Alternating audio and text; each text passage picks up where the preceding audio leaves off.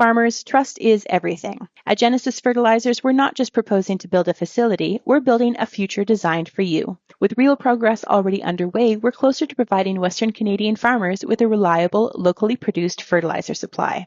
Now is the time to take control of your farm's future. Learn more at genesisfertilizers.com/credibility. It's time for RealAg Radio on Rural Radio Channel 147 on Sirius XM.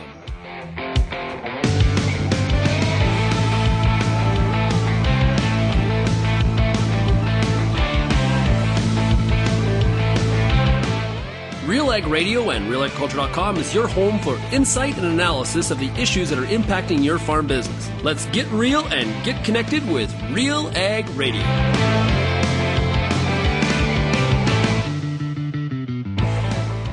Welcome to RealAg Radio here on Rural Radio 147, Sirius XM. Shaun Haney, your host here on this Friday edition of the show. Thanks so much, everybody, for making RealAg Radio and Rural Radio 147 a big part of your day. Also, of course, there's people listening to the RealAg Radio podcast. Hey, the people who are doing that, they get an exclusive version of the show, and today will be no different. We're going to have a bonus segment at the back. Segment 6, we'll call it, and it's going to be some great extending the conversation for those of you that do tune in to the podcast and really do appreciate it.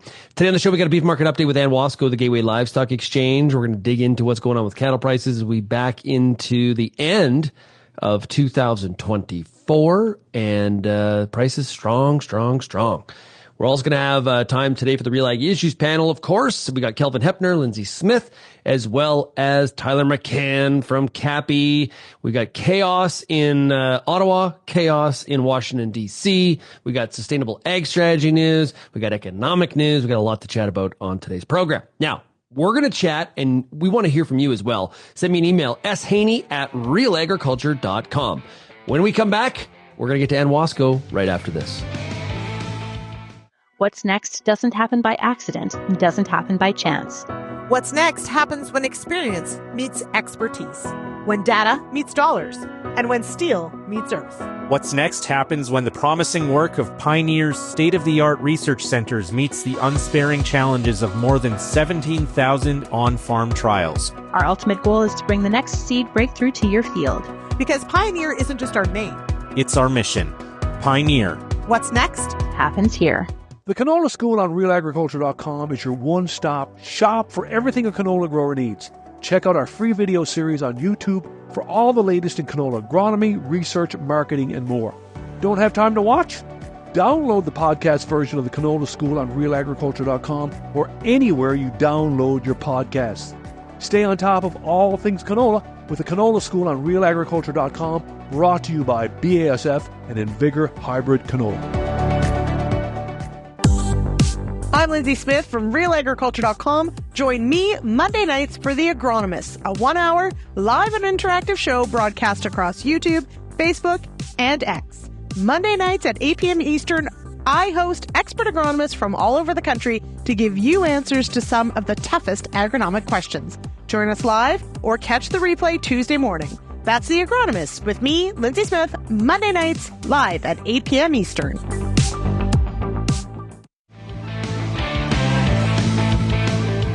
Let's talk about what's going on in these beef markets. We're joined right now by Anne Wasko, the Gateway Livestock Exchange. Anne, how are we doing today? I'm great, Shaun. How are you doing? Doing very well. It's really warmed up here heading into the last weekend before Christmas. It's nice. I like it Good. when we're above freezing in December.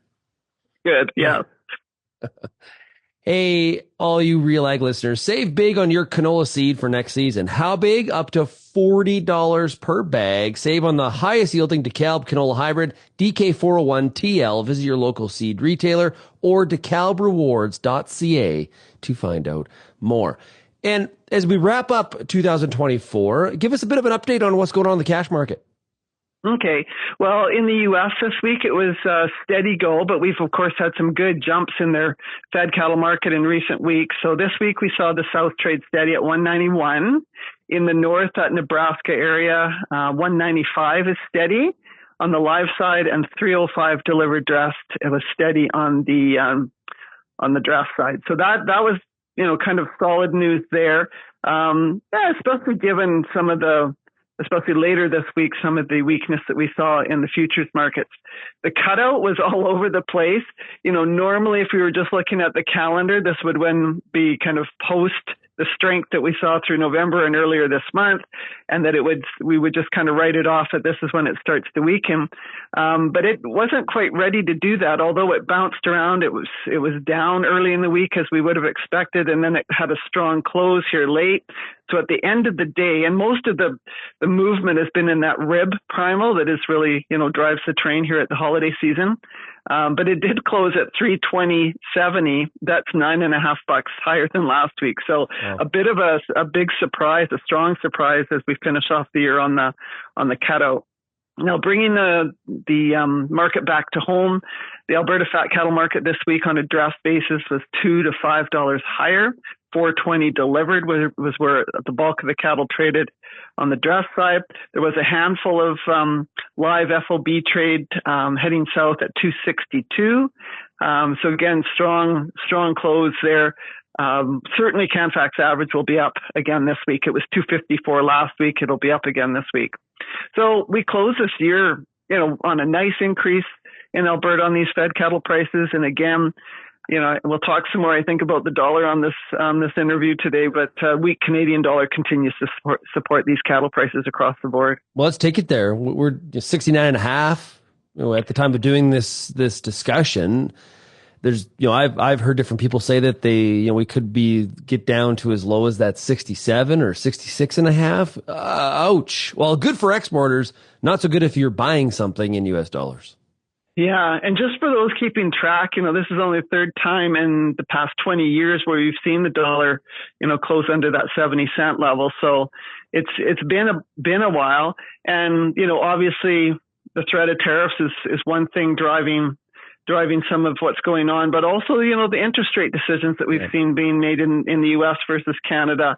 And that happened again this week that sent the dollar down another cent kind of middle of the week. So, but I think we talked about this, Shaun, before, but this is really a story of U.S. dollar strength, that's leading to the weakness in, a lot of the rest of the major currencies, including the Canadian dollar. So we'll see what happens as we go forward.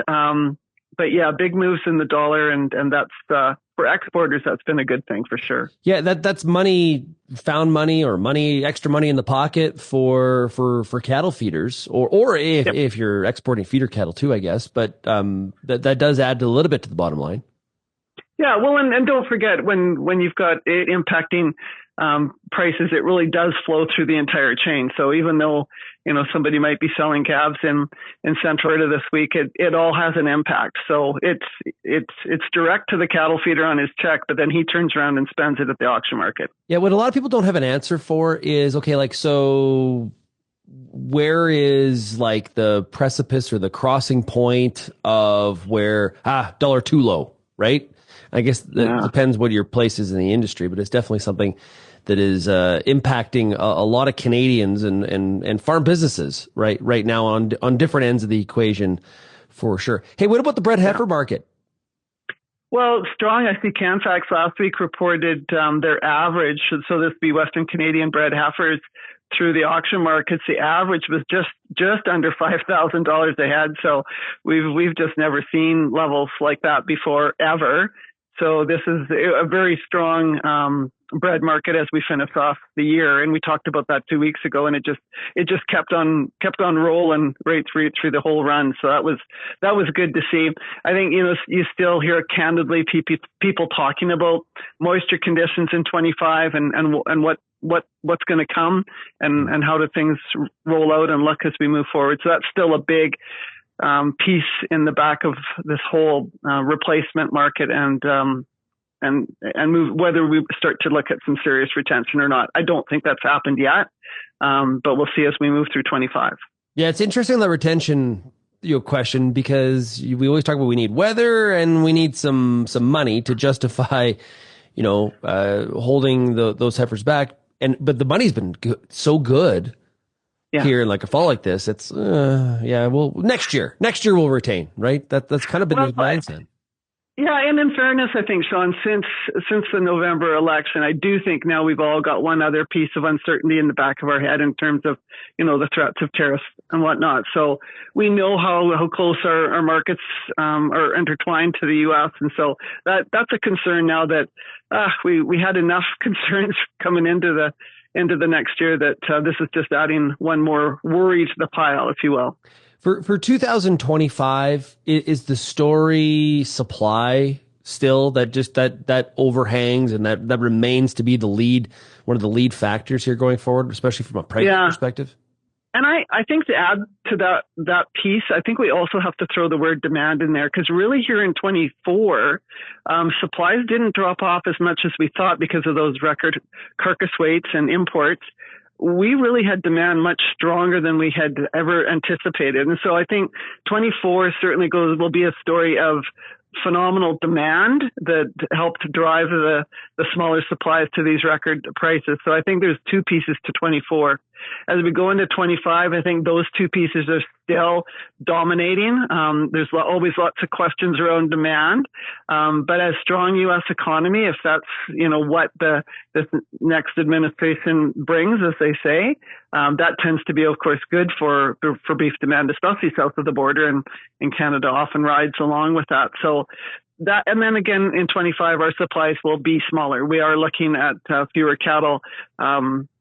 Fewer cows were born in the past year and a half. And so that's going to be the storyline as we go forward. Smaller supplies and hopefully demand holding on just as strong as it did in 24. And as you reflect on, I don't care, all of 24, the back half of 24, in your career, do you remember like this? No. I mean, we've been talking about record prices since, the summertime, basically. Yeah. And so this is, and just to be talking about it still here at Christmas and expecting, I guess I'll stick this out there, expecting that these record levels continue, maybe not to jump by leaps and bounds in 25, but we're going to hold some awfully good prices as we go through 25 as well, based on those two things, the supply and demand story. And, fingers crossed. I know we shouldn't cross fingers, but we just don't know what the threat of tariffs is going to bring and how that kind of adds to this storyline. But supply and demand, that's going to be a great story still for 25 and prices. Yeah, I think when the calendar flips to 25 and there's meetings like, say, the cattle convention, the NCBA meeting. I know Lyndsey Smith from our team is going to be down there. I believe, and you are too. So yeah, I'll be down there. So yeah, we'll be there firsthand to see and hear and buy. Yeah, lots to chat about for sure. Have yourself a great weekend and Merry Christmas. Okay, thanks. Merry Christmas to you and everyone listening.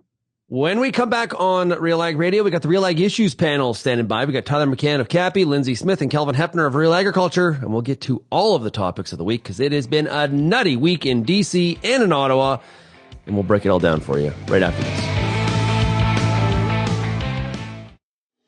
If you're serious about agriculture, RealAg's got you covered. For over 10 years, we've listened to and shared what producers have to say about everything from policy to agronomy from coast to coast. Keep up with the latest in Canadian agriculture at RealAgriculture.com through daily newsletters and check out our YouTube channel. Thanks for joining us in the RealAg community as we continue to cover and serve North American agriculture. Before you get back in the field this year, spend some time with the Corn School on RealAgriculture.com. Get all the information you need on hybrid selection, planting depth, crop inputs, and more from a wide range of industry experts. A massive library of video content is available on demand when you need it most. Spend your time outside of the field, inside the classroom, with the Corn School on RealAgriculture.com. Get all the information you need to keep your pulse crop healthy and profitable with the Pulse School on RealAgriculture.com. The Pulse School is a free YouTube video series covering agronomy, research, and more across a host of different pulse crops. It's also available as an audio podcast wherever you download or stream your favorite podcast. Check us out on YouTube or visit RealAgriculture.com. The Pulse School, brought to you by BSF Canada.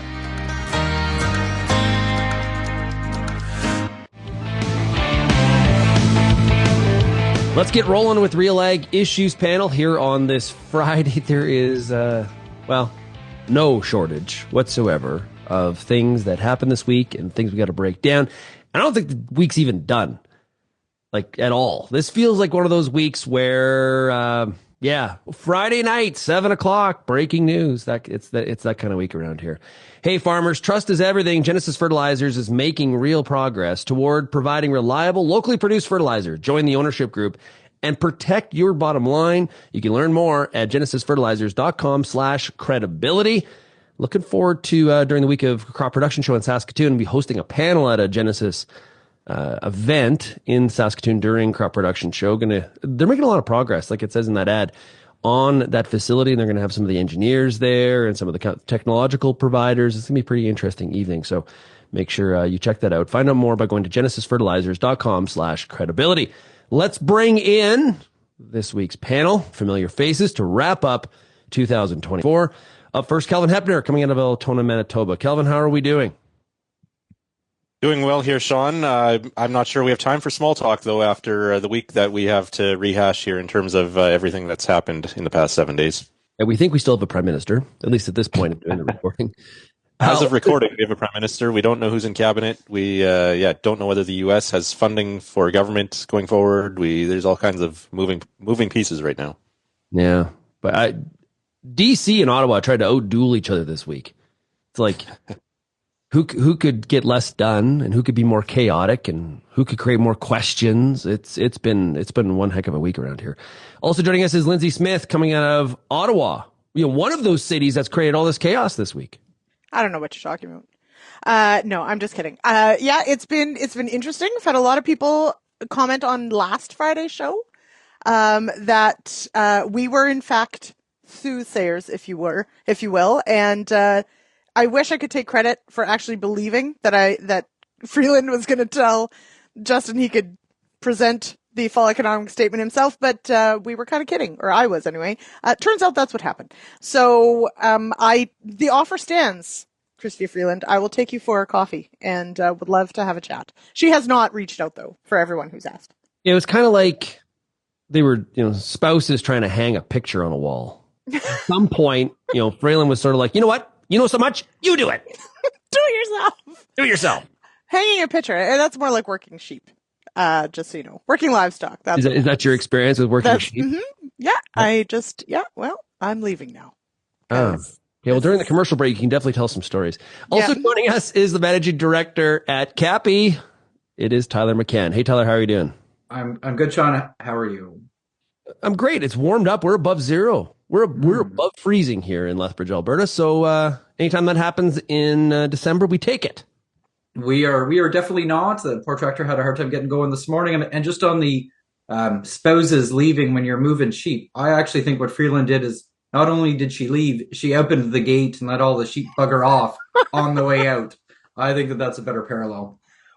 What do you think was a bigger, like, I'm going to fix your little red wagon kind of move? Was it Trudeau telling her on the Friday that he was going to make a switch with her out, whether, Carney was involved or whatever, but you're out? Or was it her on the Monday morning of the fall economic statement without even telling him, giving him heads up and dropping that bomb? Which one was more of a big chess move? Well, I think she made a really good big chess move, and I think he made a really bad big chess move. I think that they were both really big chess moves, but one resulted in a checkmate, and that was the move that Freeland made. Yeah. I asked Lyndsey that earlier this week. She thought it was Freeland was sort of the bigger. Mm-hmm. Kelvin, what do you think? Oh, I agree completely. Freeland. I'm not sure the checkmate has happened yet, though, but it looks like it's inevitable here in the coming months. I do wonder what the Prime Minister was thinking, trying to fire her and then have her read the fall economic statement, the mini budget on Monday. Like, what kind of employer or boss thinks they can ask an employee to do that and expect to stay on good terms? Which is why we speculated last Friday that maybe Freeland was poised to step down or resign. Again, yeah, I agree. That's the one that makes no sense to me. Like, what were you looking for at that point? Like, do you think that people's allegiance to you is that strong? It's where it's like, hey, you fired me last Friday, oh, you know what? I'll go through with this. This isn't even good news I have to share. I was fired last Friday, and I've got to present a fall economic statement that's 50% higher deficit than we were intending. There seems some real delusion here. And then you're moving her into a portfolio with no jurisdiction or no standing, and like a complete demotion. It did, yeah, exactly. Was he assuming her loyalty was that strong? Well, take it back this way, Kelvin. Why? Okay, so if you were going to have her in this ministry without jurisdiction, being Canada-U.S. relations, wouldn't you have taken her on the trip to Mar-a-Lago? No, you took your current finance minister along with a ton of other portfolios. You took him to Mar-a-Lago. So was this where you thought you were going to end up? Was that the tell? I think on Friday Mark Carney was still in play on Friday, but I think Carney turned and said, hang on, I can't be part of this. Carney shows he's got some brains. Like, why would you enter this dumpster fire?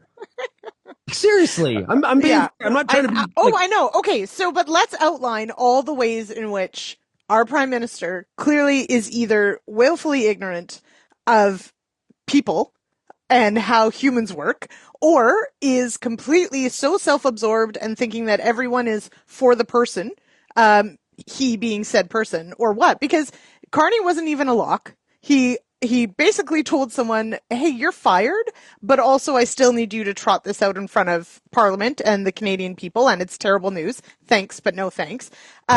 Then, just when you lay it all out, and it's not like this is entirely a surprise given what we've been through for the past 9 years, and we get example after example after example of him just not having any self-awareness, and I think that really does extend to just people management in general. I'm not sure what thought or what strategic thought he may have had, but this is not a surprise, and ultimately I think, unfortunately, as much as this is very dramatic and there's all this, it's Canadians right now that lose. Ultimately, we've got the fall economic statement that is full of bad news. We've got a government in shambles, and all they can think about is who's going to be leader, let alone actually leading. So let's just, enough. Can we just have an election, please? Have whoever is the new prime minister get a mandate, and so that we can get to work here.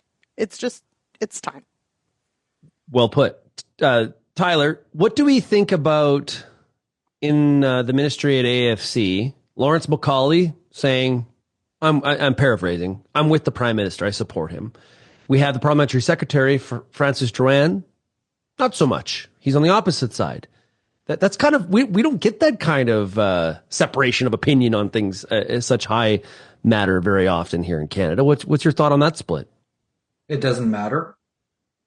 I'm not sure any of it matters at this point in time. Shaun, I think that's one of the issues that we're in today, is that the fact that there is a split, the fact that you've got kind of a cabinet minister that is probably should not be running in the next election, saying I fully support the prime minister, and by the way, please keep me in cabinet. And you've got a relatively young Liberal MP from rural Ontario who's not running again and saying I don't support the prime minister, he needs to go. I think it's pretty easy to tell what's motivating the two of them, but ultimately, at the end of the day, it doesn't seem to matter. And that is kind of one of those sad realities of the world that we're in. To the point earlier about the check might not have happened. Like, there is a world where Justin Trudeau is still prime minister next October. So I don't know. It's hard to know what to think of it. Kelvin, so Tyler, go ahead. Go ahead, Shaun. I was just going to ask about, does this kind of remind us of what happened to the Conservatives at the end of the Mulroney era, where they ended up with like 2 seats? Is that where the Liberals are headed, Kelvin? Oh, I think there are a lot of parallels there, yeah, in terms of a really sound defeat happening here. The Liberals could be back to the third party status in the House of Commons after the next election. You can also run a parallel with the Chrétien Martin time, where Martin apparently tried for 3 years to knock Chrétien off the prime minister post in the 90s. That would be a Liberal comparison. So yeah, it like Tyler said, there isn't a clear mechanism here, and I'm curious what the triggering or tipping point is. It sure seems like it's a matter of when, not if, Trudeau will leave the scene. whether that is waiting all the way to October to an election defeat, or whether he resigns before that. We do know that there will likely be a confidence vote, I believe there has to be a confidence vote in February or March sometime. And then the question is whether the NDP are willing to go to an election and whether they will vote non-confidence, or whether there will be enough dissatisfied Liberals that this would be somewhat unprecedented. But if the Liberals some Liberal MPs choose to abstain from that confidence vote and potentially have the government come down for an election there, or at least gamble with the election, the question there, the thing is, like Lyndsey said, for the good of the country, it would be good to have an election and then have the Liberals sort out their leadership future. But the Liberal insiders, Liberal loyalists, may want to have the leadership change, probably want to have the leadership change happen before an election. And that's where Canada is, and the economy, our trade relationship with the U.S., everything gets cast into huge limbo, even more than it is already with the trade negotiations, the tariffs coming from the U.S., the G7 summit that Canada is supposed to be hosting in June. This could drag out for a long time, all the way to October, like Tyler says, with Canada facing major uncertainty on the political side of things. Hey, Tyler, another thought here before we go to break. I think it's different than Mulroney. And in the lead up to the Conservatives getting 2 seats, the Bloc was created and the Reform Party was created at the time, and that's what the vote that create those conditions. I think the NDP should be getting a lot more attention. It is unbelievable to me that Jagmeet Singh has not come out and said, I've lost confidence in this government. And I've really got to think a lot of those prairie populists across the country that were the old supporters of the NDP should be rallying together and saying, come on, Rachel Notley, we need you to be federal leader. If Rachel Notley was leader of the NDP, you've got to think that the Liberal Party stays would be done. But she's not. And instead, Trudeau could be prime minister till October. Here we are. Well, we got more to discuss here on RealAg Radio. We'll do that when we come back. You're listening to Rural Radio 147. Here's what Wheat Pete's word on RealAgriculture.com is all about in under 30 seconds. It's wheat time. I love wheat time. I love wheat. Get that sulfur on. Get that seeding rate right. Get that nitrogen on your wheat right. Get that protein. Know your variety. Know when you need to put fungicides on. Pick your product. Pick your rate. Do the right job. Get this wheat crop right. Have a nice day. Grow amazing wheat. Infuse some energy into your next corporate event, customer meeting, or conference with RealAg Radio, Canada's national agriculture radio show. Create a unique experience at your next event with host Shaun Haney, broadcasting RealAg Radio live on SiriusXM, featuring exciting guests, captivating interviews, and the latest news from the agriculture community. Contact advertising at realagriculture.com or call 587-787-1795 to book your on location with RealAg Radio today. We got some details out on what the cabinet shuffle could potentially look like. There's some interesting things there. We'll get to that in a second. Hey, maximize productivity and profitability with an innovative all-in-one approach to farming, combining accounting, business planning, agronomic field planning, and advanced technology. MMP Ag Intellect delivers personalized solutions that empower you to make confident, data-driven decisions. You just have to visit mmp.ca to find out more. We got our great panel here set up. Lyndsey Smith, Kelvin Heppner of Real Agriculture, Tyler McCann of CAPI. Kelvin, give us a quick breakdown. What are we, at the time of doing this, we haven't heard the official word on the shuffle yet. CTV has a story out on who they have heard. Is there any names that we need to be interested in? To me, there are not a lot of major changes here. There's a lot of backbenchers, or a few backbenchers that are being promoted into cabinet here, but no big names and not many big changes with some of the leadership hopefuls, or the people that we were speculating could be running for the Liberal leadership when Trudeau decides his time is up. But as reported yesterday, Nathaniel Erskine Smith will be housing minister, taking over for Sean Fraser. Dominic LeBlanc will maintain the finance and intergovernmental affairs portfolios. Public safety will be David McGuinty. And then you have a bunch of backbenchers who have been promoted into other roles where ministers have announced that they're not planning to run again. Notable here that Nova Scotia MP Darren Fisher has been appointed Canada's new Minister of Veterans Affairs, which means that Cody Blois, our friend from the Agriculture Committee, is not going to be a cabinet minister representing Nova Scotia after Fraser stepped down. There was some talk that Cody could be the minister representing Nova Scotia, but instead Fisher has been named to that post. Anita Anand, who has been doing double duty as Treasury Board President and Transport Minister, she is a potential leadership candidate. She's now going to be Minister of Transport and Internal Trade, not International Trade.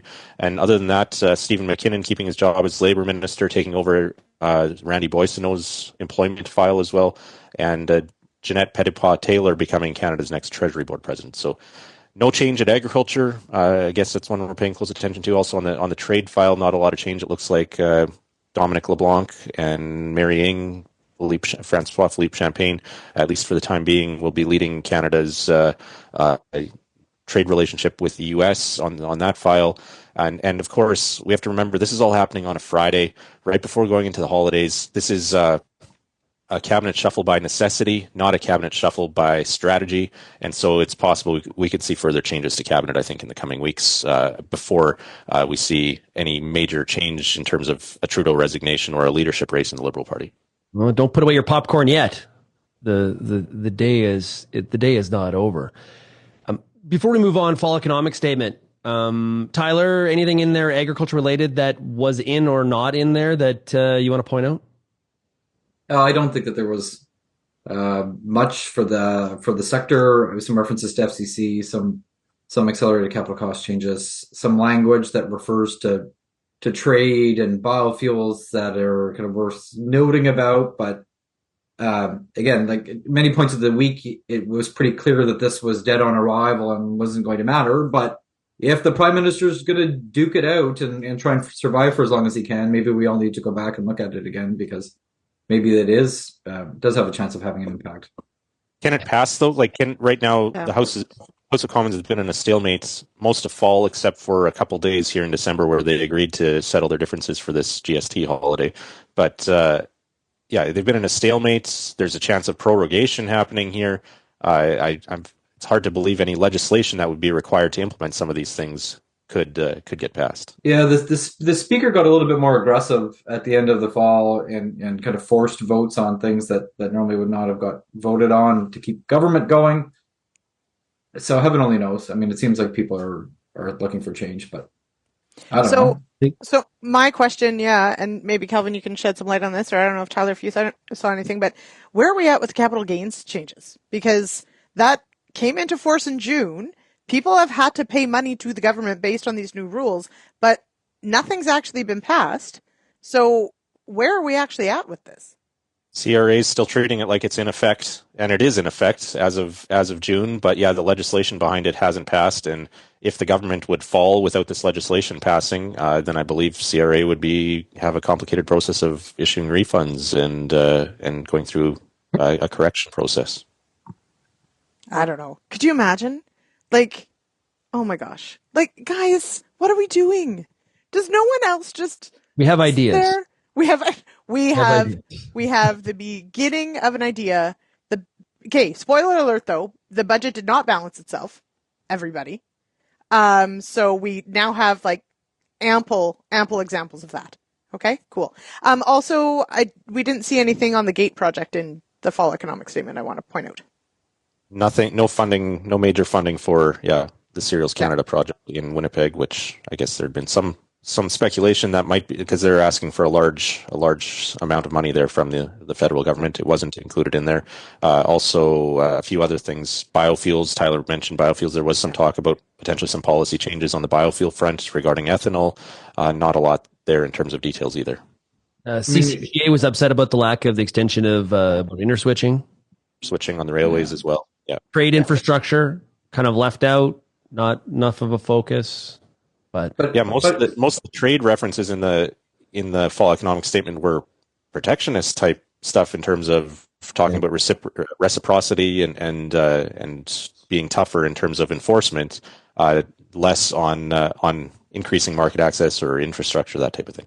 Yes, some of that language amounted to, we're going to do what's already in our agreements. Yeah. I mean, this is not very compelling language. This isn't very strong, but on some of these projects like this, the building that they were looking for funding from, if it's not going to get funded at the time of a $60 billion deficit, it's hard to imagine like getting government funding in an era of fiscal restraint that's coming. But again, you get one of my favorite headlines this week was in the Globe and Mail, John Ibbotson writing, referring to Canada as acting like a failed state. I mean, like that is the world that we're in today, that this government just is not working. We understand that there's this tremendous activity amongst the bureaucracy about, the potential for tariffs and what do we do, and there's all of this work going on, but bureaucrats can work all day long. If there's no real political leadership and people aren't focused on the issue, it's not good. It's right. Really bad news. And right now, the clear leadership visually is coming from the Premier of Ontario and the Premier of Alberta, not the federal government. And that's where the longer this drags on, again, going back to that scenario I referred to earlier, where we could have a leadership race before, we could have an extended battle where Trudeau tries to hang on to power, then a leadership race, then an election. We could be in for an extended period of this continued uncertainty that is not good for business, not good for investments, not good for productivity. And like Tyler said, referencing that article, it kind of looks like a failed state in some ways. Well, and I really disagree with some of the people that are saying that, well, Premier Ford and Premier Smith, they prove that they're not team players and they hate Canada because they're stepping out. No, they're tired of waiting for this lack of leadership from the federal government in Ottawa on some of it. And hey, Mar-a-Lago visit went over very well, but that was 2 weeks ago. We can't rest on that laurel forever. Going to need to do it probably many times going forward, but I don't blame, I don't know if I totally agree with some of the messaging, but I think good for Ford and Smith for stepping up and showing their electorate that, hey, I'm thinking about this and this is important to us. I think Ottawa is way more exposed than Alberta is, but Lyndsey, go ahead. Well, I was just going to say, how are we feeling about Danielle Smith mansplaining trade to Trump? Because I'm of two minds. One, brilliant. On the other hand, not brilliant. Brilliant in that I think it was incredibly well written, incredibly, really puts a point on, this. You're not subsidizing Canada, sir. This is how trade works, and here's how Canada actually feeds into, without using, Shaun, your favorite term, integrated supply chains, this is how Canada actually feeds into a bustling U.S. economy. Cool. Now, Ford's tact is sort of the other way around of being more like, hey, here's what, we could potentially counter with. I did get some feedback from the audience. I got actually lots. Thank you, everyone, over this past week. But we had one listener who said, you know what, I want to see something like Ford, or a prime minister or the premiers, whatever, coming out and sort of fighting fire with fire. They really thought that Ford, going after, here's what we could take away and we're willing to, coming out in front, they really appreciated that. So different tacks, but definitely some pros and cons for both. Tyler, you're going to say something? Yeah, because I think on the premiers one, it would be better if they were saying the same thing. Not great when they're going in two different directions. And your comment, Shaun, that it's a good thing only applies in the context of this kind of failed federal government approach today. In a normal situation, it is not a good thing that we've got two premiers out saying different things in different directions. Yes. Yeah. So I think it's an important caveat that, in the normal world, this is not a good situation and this is not ideal. The problem with the Smith approach and with kind of those across the country they're effectively acting as apologists for what the U.S. is doing is the Americans know how trade works. Americans know that their domestic industries require Canadian imports. It is not a secret that U.S. farmers rely on Canadian potash and that there would be consequences for putting a 25% tariff on it. I think that we have this sense that, oh, no, we'll just explain to them how a trade surplus really works and they won't put a tariff on. And I don't think anybody saying that has read what Lighthizer or listened to Lighthizer has been saying for years. I don't think anybody has listened to Trump's language on the trade, on the campaign trail. These guys get it and they want to change that. And, substantially. Talking about, but our oil and gas exports are important. Maybe that's true. But if you're running a food processing plant in Southern Ontario that's shipping food to the United States, and we have a pretty significant trade surplus on food going to the United States, that is a situation that the Americans look at and they go, we want to stop that. Because we can relocate that facility. You can't relocate the potash, right? You can't relocate entirely the canola supply for, just examples. You can't, but you sure as heck can do that with an auto plant or a facility that's packaging or crushing the commodity and so on and so forth. That capital can move. And that's the real thing. And so this is, I think that drives a lot of the difference between Smith and Ford. Smith probably doesn't have a lot to lose because the Americans do need oil and gas, but so much of the value-added processing across the country that is essential to the health of the Canadian economy, essential to the health of Canadian agriculture and food, requires an open and fair access to the U.S. market. And we can't just try and explain that away and hope that bad things don't happen. Yeah. We're going to take a break. We'll be back with more right after this. RealAg Radio is Canada's only daily radio show focused on agriculture. Get expert advice on Agronomic Monday. Tuesdays and Wednesdays will cover a broad range of issues. Thursday we'll hear from farmers across the country on the Farmer Rapid Fire. And we'll wrap things up Fridays with the RealAg Issues Panel with Kelvin Heppner and Lyndsey Smith. Join us Monday through Friday at 4:30 Eastern. And don't forget about the replay at 7 in the morning on Rural Radio 147, Sirius XM. Hi, I'm Bernard Tobin, host of the Soybean School on RealAgriculture.com. Throughout the year, on the Soybean School, we'll bring you timely agronomic video content from planting to harvest, from the latest agronomic research to the latest in production technology. Check out our massive video library on YouTube, RealAgriculture.com, or download the audio podcast versions wherever you get your podcasts. The Soybean School is brought to you by BASF and Syngenta Canada.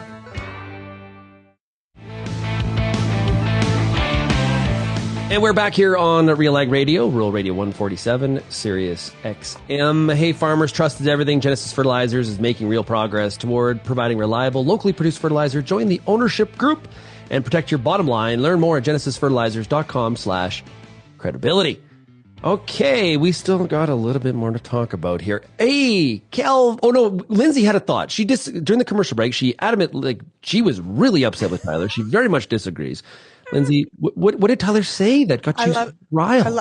I love that we're going to play this up. And there's so many things I disagree with Tyler. No, I'm just kidding. But there's one major one. And I do agree with most of it. But I think the rub for me when it comes to Canada communicating and our premiers communicating with the U.S., I take issue with one point, and that is that the U.S. people know the value of Canadian goods to their own systems. I think the industries in the U.S. fully understand that and fully support that. But the average American, I don't think does. And that's Canadian doesn't. Come on. No, exactly. But don't pull the Canadian elite card that Canadians are really, really informed on a lot of stuff. We're not talking about whether or not the Canadians that's not what I'm doing. I'm talking about the fact that, and because that's fine, but we're not talking about what Canadians understand. We're talking about what the U.S. understands. And so while it may go both ways, when we are talking about these trade deficits and trade issues, et cetera, the industries in the U.S. fully understand. I mean, our beef industry is an excellent example of being integrated, being working north and south, being supportive of each other, being on side with messaging, etc. Not saying there aren't individual issues, but they work together. I would say the average American, though, that's not necessarily known. So when we're talking about what politicians do to make constituents happy, that messaging as to the value of Canada clearly doesn't play. That's my point. Here's one of the challenges. What Canadians know or not. Lawmakers know. People in Congress know. Okay, That's important. It is. The reality is, though, and in this week's negotiation in the U.S. and the continuing resolution trying to prevent the government shutdown by the end of the week and the omnibus bill size of what they've tried to do this week, trying to shove stuff in, we have seen that what is some of the reaction from especially, the Massies of the world, we saw it from Elon Musk, who has a lot of influence, of course, is no. And we heard President-elect Trump say, if you try to, or it was actually Musk that tweeted it, if you support this, you will be primaried. That's the problem for Canada. But yet they weren't able to pass their version yesterday. They weren't able to pass the version yesterday. So that showed to me the first sign of willingness of some GOP lawmakers to stand up to Trump in some ways. The margins are so thin. I don't believe they stood up to him at all yet. Yeah. Kelvin, I think that the margin is 2 seats in the House, 2 seats, and so that is the and you've got a situation where now there's a battle over whether or not the debt ceiling needs to go away in the next 2 years. Some people are saying 5 years. The only reason they want to do that is because they want to pass the tax. They want to extend the tax cuts, and they got to be able to fund them. It is a real mess. So I think the fact people could be primaried, that's a problem for Canada when it comes to the attitudes on trades at Congress. Tyler, you want to say something? Well, I feel like I need to invoke the right to reply to Lyndsey, and just to say that, like, it's great, Lyndsey, in this fantasy land that you think that we live in, where we're going to have this really well-educated populace, and they're going to take very well-informed decisions, and they're going to say, oh, turns out that there may be consequences of this decision some politician's making, and we'll go out, we'll educate them more, they'll trust the information that they hear, they won't believe any of the things that they hear from the other side, and then we're going to get better decisions at the end of the day. But heavens, if you look at what's happening in Canada and the United States today, Lyndsey, we don't live in that fantasy land. And I think it's time we kind of all wake up, smell the coffee, and realize that the world's a pretty rough place and it doesn't work the way it should. I'm moving on. Sustainable ag strategy. Wait, Kelvin has something to say. Okay, go ahead. We can still dream. We can still dream that economic laws, comparative advantage, competitive advantage, arbitrage, those things still exist in the long term. Mm-hmm. Perfect in a perfect world. Okay, apparently we're moving on to the warm and fuzzy discussion of the sustainable ag strategy. Great. Yeah. What's the latest there, Mr. Magic Heppner? Wow, I don't know.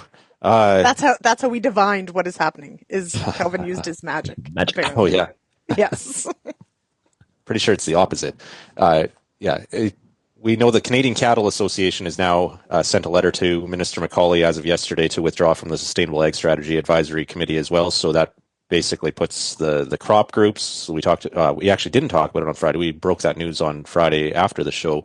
6 national crop organizations and now the National Cattle Organization have all withdrawn from the Sustainable Ag Strategy process, distancing themselves from it, cutting ties with it after spending 2 years sending staff to meetings and working on this process, going through multiple drafts. And we know that a few other members of the committee are also considering or evaluating whether they should continue on as part of this process. And so there are still Canadian Federation of Agriculture, most of the supply managed commodities are represented around the table, as well as environmental organizations and 1 or 2 Indigenous groups as well. So there are still about a dozen members, I believe, around the table, but 7 of the big ones representing crops and cattle across Canada are now out of the process, which to me, really, this is on the opinion side of things, really undermines the credibility of this whole exercise at this point. Which some people have been questioning from the very beginning. Tyler, go ahead. Yeah, so first the disclosure. So CAPI, I sit around that advisory committee table on behalf of our organization. We are not an advocacy organization. We don't take positions on things like this. So we're not going to pull out, but we're also not going to endorse it either. It's been a bit frustrating as an advisory committee member that has spent time over the last couple of years working on this to hear the government say that apparently our mandate ended in the summer, which was news to all of us sitting on the advisory committee who met in November and were providing feedback and work was ongoing. So it's the government can't seem to figure out whether or not the advisory committee exists anymore or not, and that's I think makes all of this a little bit worse. At the end of the day, the idea of a sustainable ag strategy should be a good thing for Canadian agriculture. But this has been another example of how government takes what should be a good idea and makes it bad. And so there's been issues from the process, from the approach from day one. And it's not a huge surprise to see that groups are distancing themselves from it at this point in time.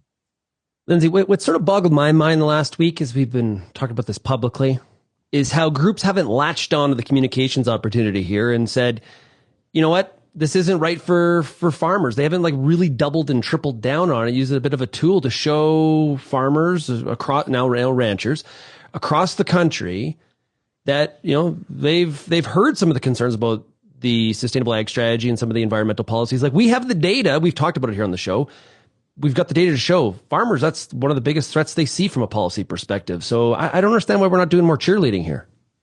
Well, and I mean, it is potentially a sticky point to be at in that, realistically, no one likes things to sort of fall flat. And, there were a lot of organizations that, wanted to at least show good faith that they were going to be involved, and the government wanted to lead on this. But as Tyler points out, I think the approach from the beginning was probably flawed. But you're right. We asked in the Canadian Farmer Sentiment Index how farmers and ranchers felt about this, and they actually pointed out, some of them, that the sustainable ag strategy in particular was not something that they thought was going to positively impact their farm or ranch. So to me, if I were in comms, there is definitely, without having to work very hard to spin it, there's a good news story here to your membership.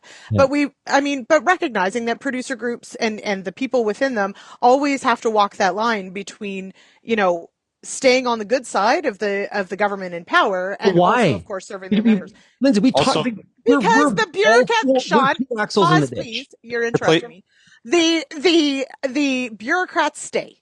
This is one of the things that the bureaucrats don't care. They don't care. The bureaucrats. I disagree. I disagree. Yeah. To play devil's advocate here, Shaun, there's a very real fear that farmers are going to be portrayed in the broader Canadian societal discussion as not wanting to move ahead on environmental policy here. Being in favor of not. Okay. So that is a very real consideration that these groups are talking about at their board tables before sending these letters to the ag minister. And we think that if we have sustainable ag strategy tomorrow, all of a sudden the consumer thinks we're way more sustainable. It doesn't work, guys. Like I'm with Tyler on the previous topic. We're in some sort of like dreamland here. I don't think it actually even, I think it's silly to think it even trickles down to the consumer. I think it's more about from the government perspective of our agriculture group seen as being on side to have any conversations on the environmental aspect. Because we know realistically, like if we line up, now we dodged a bullet, I think, with Nathaniel Erskine Smith there getting housing and not agriculture. Imagine if he had got agriculture in the shuffle. That we already, as an industry, are often seen as being opposed to anything environmental. I think it's a very real thing that from the communication side to actually say, no, we do want to be at the table. So I don't think the consumers even factor into this at this point. Okay, but then you can't have it both ways. You're saying if Absolutely. We don't do it, the consumer's going to think that we're not sustainable. But I didn't say that. That the consumer doesn't think. I'm saying the government. We're talking about the government side and your membership. I have not talked about consumers once in this discussion. Yeah, I think that the bigger issue, not the bigger issue, an important issue that this highlights is the disconnect between what farmers think and the lobbyists that work for them in Ottawa, right? That the reality is that I think that too many government relations people want to play the games. They want to curry the favor. Pierre Poilievre made a splash earlier this year when he wrote an op-ed saying, fire your lobbyists. The fact that more groups aren't willing to stand up and take a position against this, if they really stand against it, if farmers think that the way that the majority of farmers think that the way that they do, does speak to some pretty serious issues with how some of these organizations represent the views of farmers.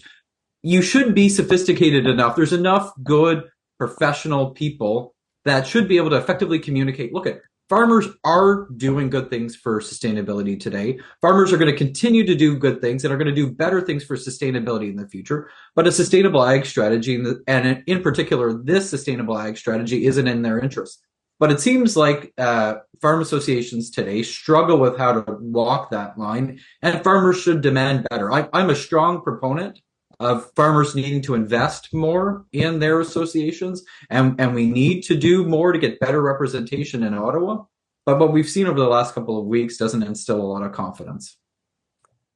We're out of time. What? But I got good news. For those of the people that are listening to the podcast version, we got an exclusive version of the podcast that you can get wherever you get your podcast. So if you're listening on Rural Radio, I encourage you to download the RealAg Radio podcast. You're going to hear us continue the discussion when after the show is over. Tyler, thanks a lot for joining us here today. Thank you, Shaun. Always appreciate it. And Merry Christmas. I love that sweater you're wearing for those of you watching on YouTube. And Lyndsey, I don't like you because you're wearing an Ottawa Senators hoodie and they beat my Flames last night. So yeah, mm-hmm. we're a rift in our relationship. Have a great weekend. Kelvin, Merry Christmas to you. Thank you. Merry Christmas, everyone. Okay, if you have any feedback, send me an email, shaney@realagriculture.com. Thanks, everybody, for getting real and getting connected with RealAg Radio. Cheers, everybody.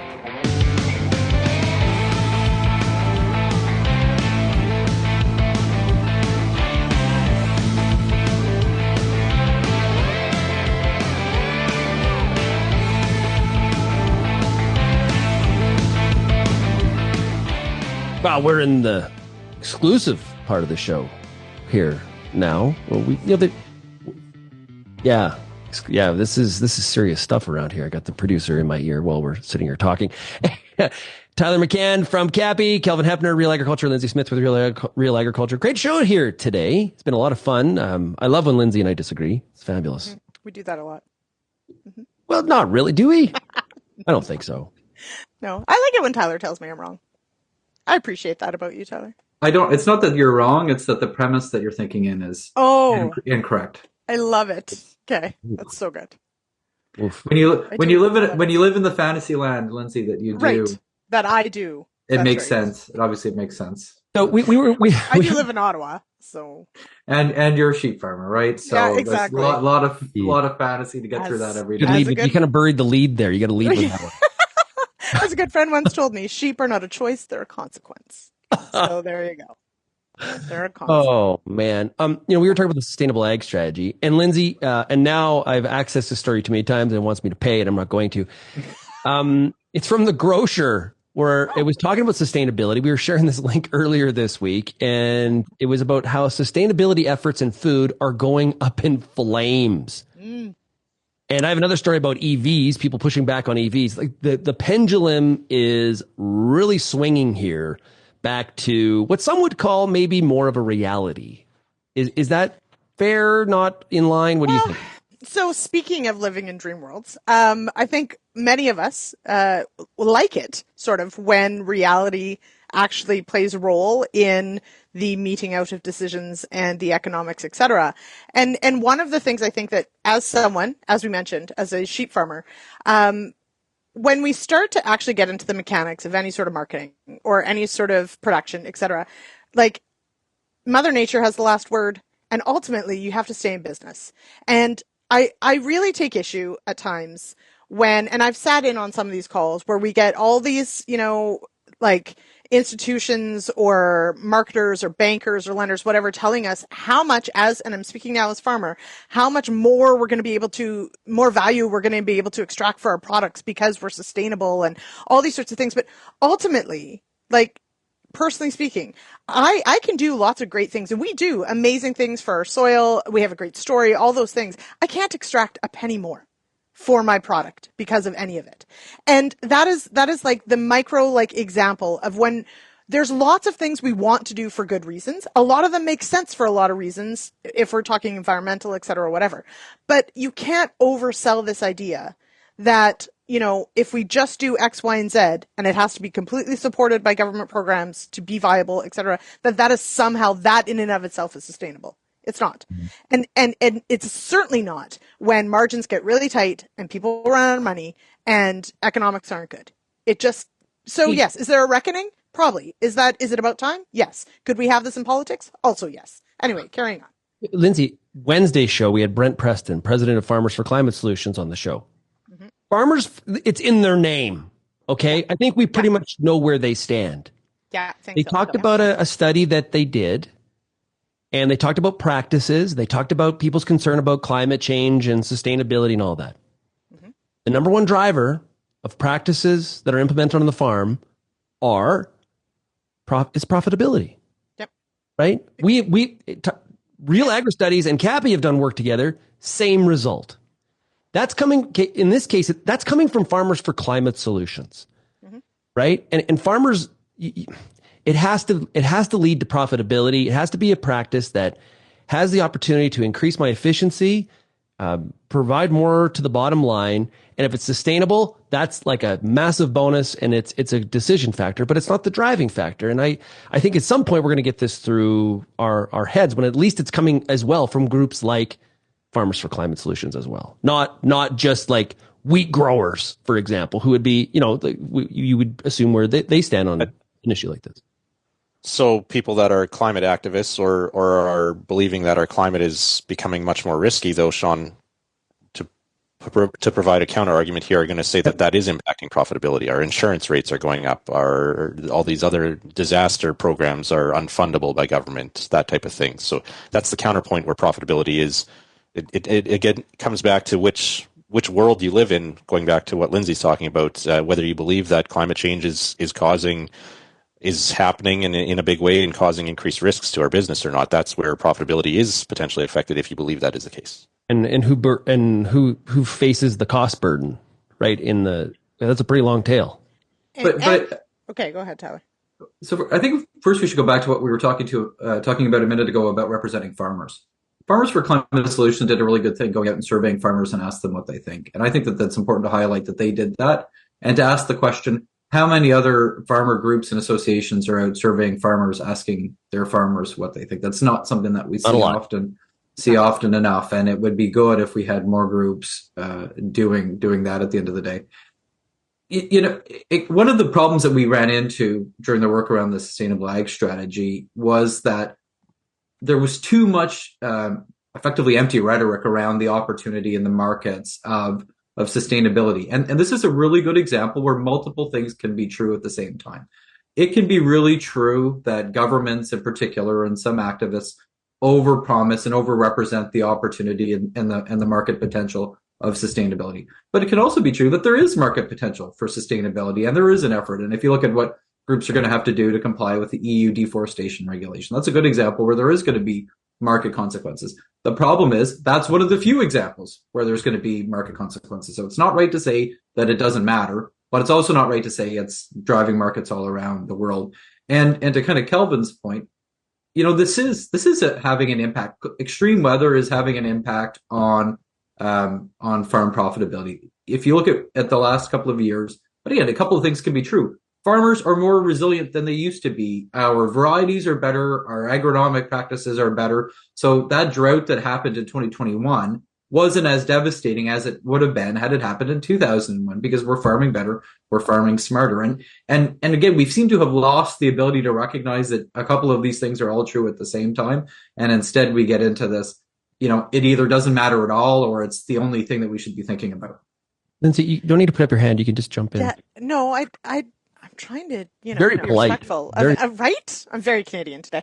And to that end, talking about two things being true at the same time, you can be profitable and be taking action to adapt to a changing climate and to adopt sustainable practices, et cetera. And so they are not mutually exclusive. However, if we get into a point where we're super restrictive about what is allowed or not based on some ideal versus it being meted out in the actual efficiency. I think and we are starting to see some of this being discussed as like, look, we understand that there are all these initiatives and to try and reduce emissions. We also need to be talking about how are we funding adaptability and the adaptation of our farmers. So we know that, and we've looked at this through our sentiment index as well as to what drives change. It's not necessarily a government program, right? So if we are going to adapt, what research do we need? What sort of incentive do we need, et cetera, to improve the adaptability of the farms that we have for potentially more extreme weather, more volatile changes, maybe more common droughts. So it is a very complicated thing. Kelvin, go ahead. We're diving into this, the new season of the Ag Policy Connection podcast. We released the first episode this week, and we're talking about the economics of land use decisions and what drives decisions about how land gets used. And this is a big part of it. Again, to Tyler's point, there's a lot of talk about doing the right thing or doing things we know are better for the environment or sustainability in the long term. But how do you get paid for it? How do you make the economics work when it comes to an expensive asset like land? And land is, of course, fundamental to all of these different practice changes and policies and programs that food companies, governments want implemented at the farm level. We have tons of data. Our data, other data showing selling it on the ideological side of it does not work yet. Some will continue to beat that dead horse, so to speak. But that's where you go back to these groups that have pulled out of the sustainable ag strategy. I think that there is an opportunity to tell more of that story again. But here are the concrete things that government should be doing. Here's the focus that they should be putting on these issues.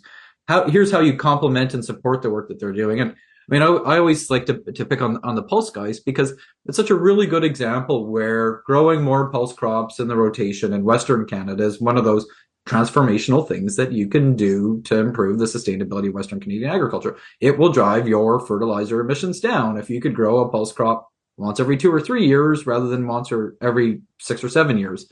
but you need disease resistance, you need market access, you need market development, and you don't just need somebody to say, okay, I'm going to give you an incentive if you grow another pulse crop once a year. But isn't the way that the consumer is turned on electric vehicles, for example, isn't that like we should use that as a bit of a parallel here when we're running around talking about how, and I say we, I don't mean us as the collective we, but just the industry in general, consumers want this, they want that, they want to know where the food comes from, they want to know how it's produced, blah, blah, blah, blah, blah. Well, the Globe and Mail has a story this week showing that purchasers of EV vehicles are switching back to gas. And it's the younger EV owners that are actually doing it at a higher rate than people that are older. So you would think it'd be the reverse, but anyway, that's what's happening. Go ahead. Shaun, there's a big difference because in that situation, they had turned to EVs and they turned back. We haven't seen a big turn to more sustainable food or organic food or any of those things, right? What we've seen is a greater concern about food affordability. We've seen that kind of drive to never mind buying your groceries at Costco or Walmart instead of Whole Foods. People are buying their groceries at Dollarama. And that is the world we're in on food issues. And I think that's just been a big missed piece in all of this. Okay, let's finish up with this. Economics. In the show, Kelvin, we never even got to mention inflation. Not once. GDP. This whole conversation, though, is about inflationary policies. Okay, that's true. Good point. You connected the dots there for us. Yes. So this week we saw the Bank of England. It maintained its key interest rate at 4 3/4. We saw the Bank of Japan maintain its short-term policy rate at 0.25%. Canada, we've definitely moved down more aggressively than the Federal Reserve has, and that's created a bit of on top of the tariff threat. The difference in how central banks are handling interest rates on the way down between Canada and the U.S. is definitely having an impact on the Canadian dollar.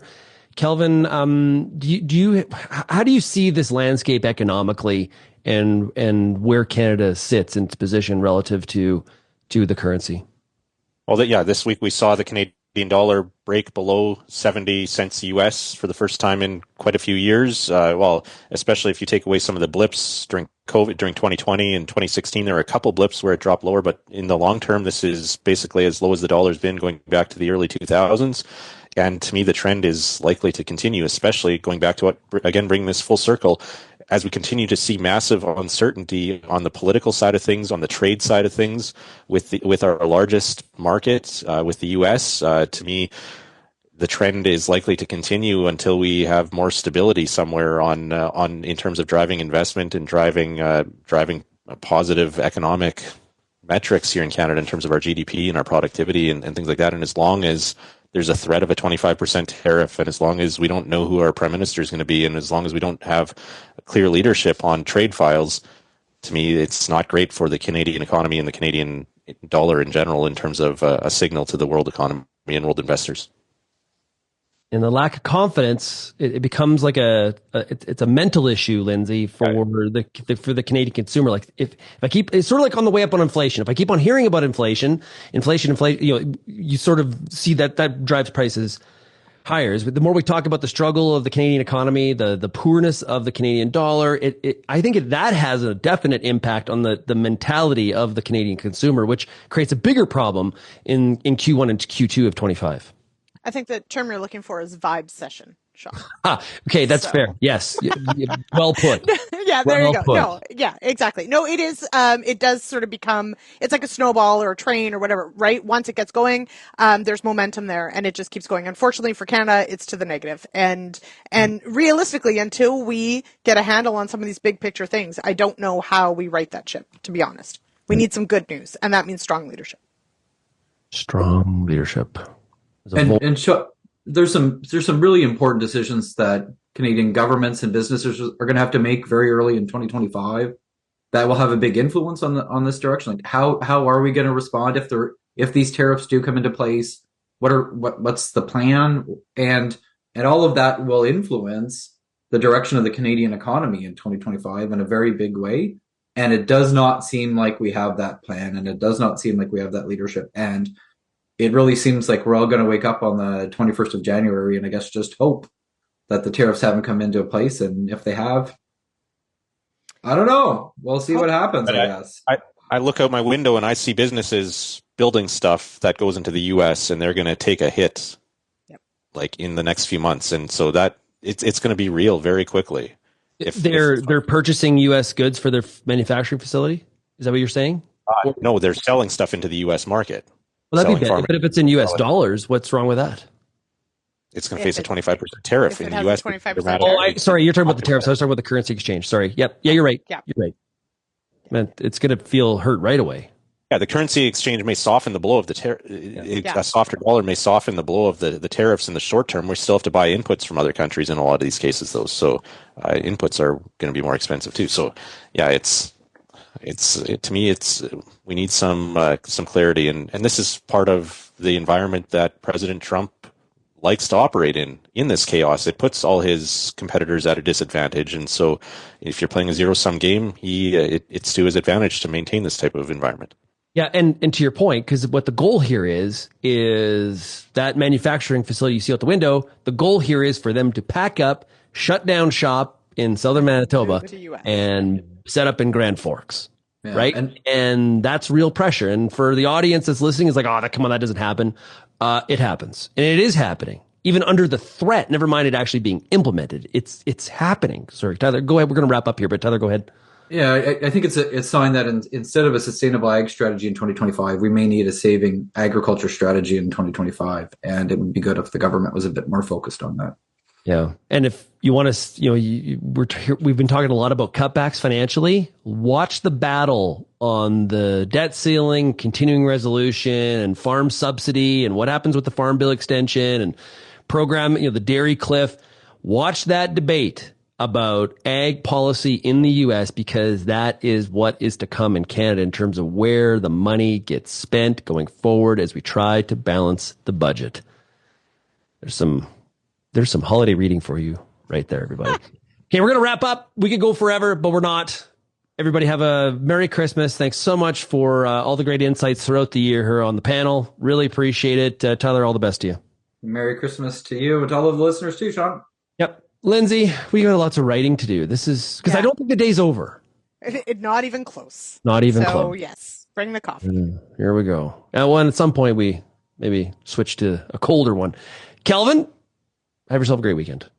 Thank you. Turning the emails off. I'm turning my phone off. Holiday time. As of now. I'm kidding. We've got chickens to deal with. We've got lots of stuff to do.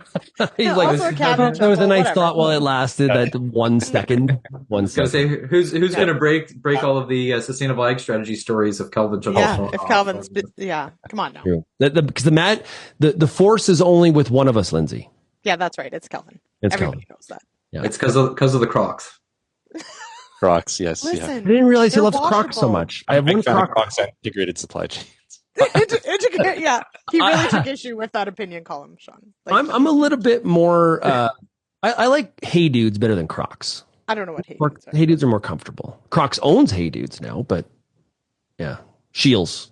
Yes, Shaun's favorite store. The big issues facing ag policy, ag today. Crocs or Hey Dudes. Okay. Very comfy. Yeah. Merry Christmas, everybody. Okay. Yes. Merry Christmas, everybody out there. You can always get us some feedback. We'd love the feedback, as Lyndsey said. Haney at RealAgriculture.com, or of course the RealAg feedback line is 855-776-6147. Have a great weekend, everybody.